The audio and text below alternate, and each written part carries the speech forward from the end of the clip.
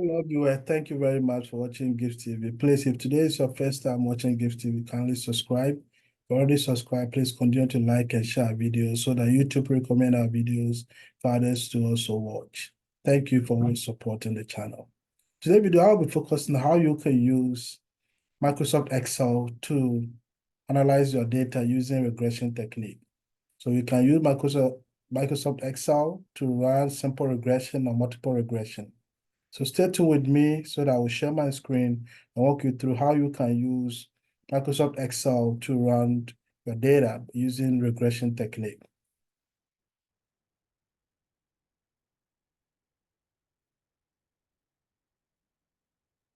Okay. Right on my screen, you'll see that I have my Excel sheet right here. I have my data set, but before then you have to state your equation so that you know your independent variables.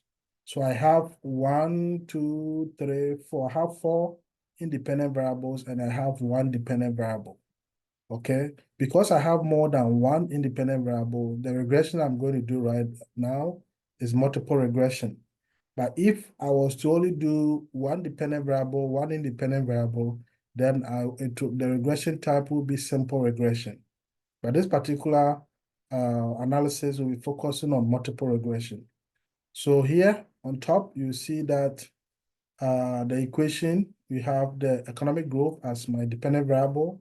That is to the left side of the equation. And I have my constant term, that's A. Then I have secondary education. The coefficient of the secondary education is B. I have the primary education variable. The coefficient of the primary education variable is C. Then I have my tertiary education. The coefficient of tertiary education is D. And I have my vocational technical education. The coefficient is E. Okay, then I have the error term. Okay. All right. So for me to analyze this particular equation, okay, all I need to do is make sure that I set up my data for the dependent variable and all the independent variables. So I have them here, have the secondary education variable, primary education variable, tertiary education variable, and the vocational technical education variable right here. Okay. So now I have to analyze it in Excel. So all I need to do is I click on data. Okay, so if the cursor is on home, you will not see data analysis. The cursor is on insert, you will not see it. Draw, you will not see it. Unless you put a cursor on data. Once you put a cursor on data, you see the data analysis. I click on data analysis. Then I go through till I go to the R range. I see regression. I select regression. Then I click OK. When I click on OK, all I need to do is to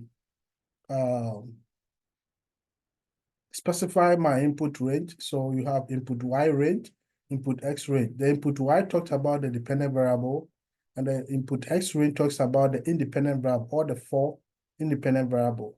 So what I need to do is that I'll put my cursor in here, okay? Then I will drag on all the values for economic growth, okay? I'll drag on it, then everything will be there. Then I will come to my X range.